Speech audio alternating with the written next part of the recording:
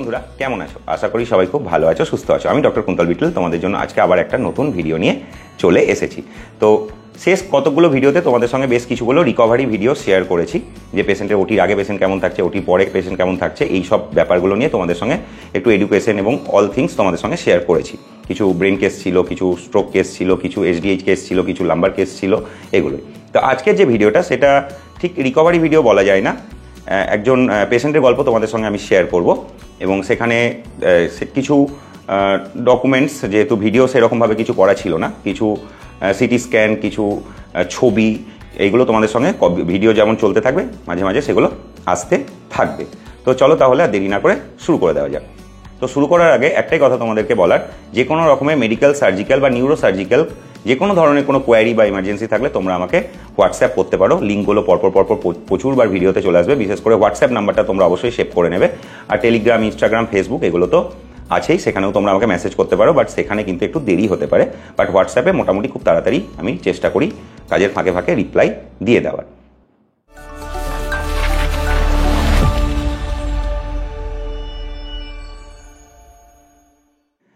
তো আজকের গল্পটা হচ্ছে শুভজিৎকে নিয়ে। তো শুভজিৎ 20 বছরের একটা ছেলে, যে আর্ট কলেজে পড়ে এবং সে পেন্টিং করে এডুকেশনের দিক থেকেও, এবং সে প্রফেশনাল কাজও করে। তো কালী পুজোর আগে কোনো একটা প্যান্ডেলে কিছু কাজ, আর্টের কাজ, ছবি আঁকার কাজ শেষ করার পর ও যখন ট্রেনে করে ফিরছিল, তখন সে খুব বাজেভাবে চলন্ত ট্রেন থেকে পড়ে যায় এবং আমাদের কাছে যখন আসে খুবই খারাপ অবস্থা, ভীষণ সফট টিস্যু ইনজুরি, মানে পুরো চামড়া কেটে গেছে, পুরো ফেটে গেছে। তার সঙ্গে সিটি স্ক্যান করার পর যেটা দেখতে পাওয়া যায় যে তার স্কালবোনেও ফ্র্যাকচার আছে এবং ভেতরেও কিন্তু রক্ত জমে আছে, অ্যাকিউট এসডিএইচ হয়ে আছে, ছোটো কনটিউশনও দু একটা আছে এবং জিসিএসও কিন্তু খুবই পোর, 8-9 মতো জিসিএস কিন্তু তার আছে। তো যাই হোক, ইমার্জেন্সি বেসিসে তার সার্জারি করা হয় এবং তার যে ভাঙা অংশ, হাড় এবং ভেতরে যে রক্ত সব বার করা হয় এবং হাড়টাকে ডিসকার্ড করা হয় এবং তারপরে শুরু হয় তার ভালো হয়ে ওঠার জার্নি এবং ফাইট। তো বেশ কিছুদিন হসপিটালে সে ভর্তি থাকে এবং ভর্তি থাকাকালীনও তার অবস্থা একটু করে ইমপ্রুভ হতে থাকে এবং তারপরে আমরা তাকে বাড়ি ছেড়ে দিই এবং তারপর আরও একটা লড়াই তার শুরু হয় তার বাবা মায়ের, এবং আমরা তাকে অ্যাসিওর করি, বাবা মাকে সমস্ত রকম জিনিসগুলো আমরা বলে দিই এবং তারা কিন্তু যথেষ্ট ভালোভাবেই সেগুলো মেনটেন করতে থাকে এবং ও রিপিটেডলি আমাদের কাছে আসতে থাকে। তো মোটামুটি ধরে রাখো পুরো ব্যাপারটা হচ্ছে গিয়ে ওই কালী পুজো মানে নভেম্বর, ডিসেম্বর, জানুয়ারি, এই 3 মাস ধরে সেই ফাইটটা চলে এবং আস্তে আস্তে তার উন্ডো যে ঘাটা হয়েছিল সেটা আস্তে আস্তে ড্রেসিং করে মানে পুরো যে সেলাই করেছিলাম সেটা কিছুটা অংশ নষ্ট হয়ে যায়, কারণ চামড়ার লস ছিল, এবং আস্তে আস্তে ড্রেসিংয়ের মাধ্যমে সেই জায়গাটা আবার পূরণ হয়ে যায়। এবং তারপরে যেহেতু তার বোনটা রাখা ছিল না, তারপরে আমরা আস্তে আস্তে তাকে ক্রেনিওপ্লাস্টি, টাইটেনিয়াম মেশ দিয়ে ক্রেনিওপ্লাস্টির জন্য প্রিপেয়ার করতে থাকি এবং আলটিমেটলি হচ্ছে গিয়ে ফেব্রুয়ারি মাসে তার উনটা যখন কিছুটা হেলদি হয়ে ওঠে, মানে আর কোনো গ্যাপ থাকে না, তখন আমরা তাকে ক্রেনিওপ্লাস্টি করি এবং খুব যত্ন সহকারে ওই যে চামড়াগুলো, কারণ ওগুলো হচ্ছে মানে ড্রেসিংয়ের করে আনা চামড়া, সেগুলো অতটা শক্ত হয় না, নরম হয় এবং তার ভাস্কুলার সাপ্লাই অ্যান্ড এগুলো একটু কম থাকে। তো যাই হোক, সেগুলো আমরাও একটু কনফিউশনে ছিলাম, বাট ভালোভাবেই ক্রেনিওপ্লাস্টি মানে মেশ দিয়ে বোনটা ঢেকে দেওয়ার পর, চামড়া সেলাই করে দেওয়ার পর সেটা মোটামুটি জোড়া লেগে যায় ভালোভাবেই। এবং এই যে পুরো জার্নিটাতে যখন ও একটু জ্ঞানও আবার ও ফিরে পায়, তখন ও যতবারই আসতো ততবারই একটা কথাই জিজ্ঞাসা করতো যে আমি আবার কবে সুস্থ হয়ে উঠবো, কবে আমি আবার ছবি আঁকতে পারবো। আমি ওকে বলেছিলাম যে ফেব্রুয়ারি মার্চ মাসের মধ্যে তুই আবার ছবি আঁকতে পারবি ছিল। এবং যেদিন ও সেলাই কাটতে আসে সেদিন হচ্ছে যেটা আমার একটা পোর্ট্রেট ও এঁকে নিয়ে আসে এবং আমি ওকে জিজ্ঞাসা করি যে কবে তুই এগুলো আঁকলি। তো মোটামুটি তো সুস্থই হয়ে গেছিলো, ক্রেনিওপ্লাস্টি ওটিটা অতটাও মানে যে কিছু কাজ করতে পারবে না, 2-3 দিন একটু রেস্ট নিলেই তারপরেই সেলাই 2 সপ্তাহ পরে কেটে দেওয়া হয়। এবং ও সেই সময়ই আমার কিছু ফেসবুক থেকে ছবি ডাউনলোড করে সেটাকে আঁকে এবং হচ্ছে গিয়ে সেগুলোরও কিছু স্যাম্পল তোমরা দেখতে পেয়ে গেছো এতক্ষণে বা দেখছো।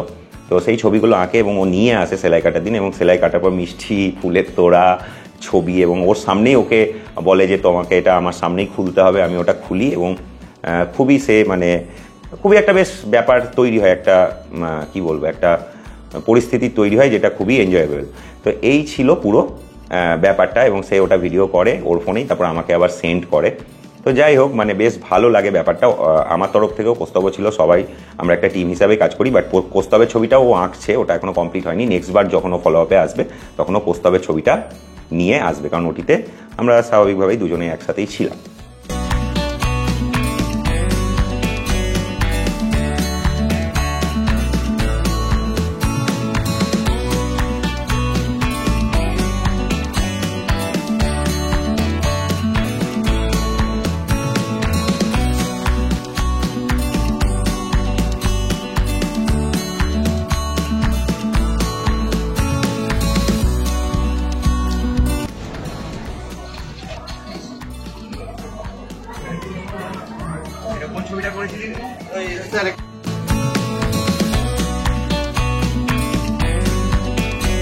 তো এই ছিল শুভজিতের গল্প এবং ওর ছবি আঁকার গল্প। এখন ইনফ্যাক্ট আমার এটা টাঙানো হয়নি, আরও পেশেন্ট আমাকে আগেও ছবি এঁকে দিয়েছে, সেগুলো টাঙানো আছে। এই হচ্ছে সেই ছবিটা।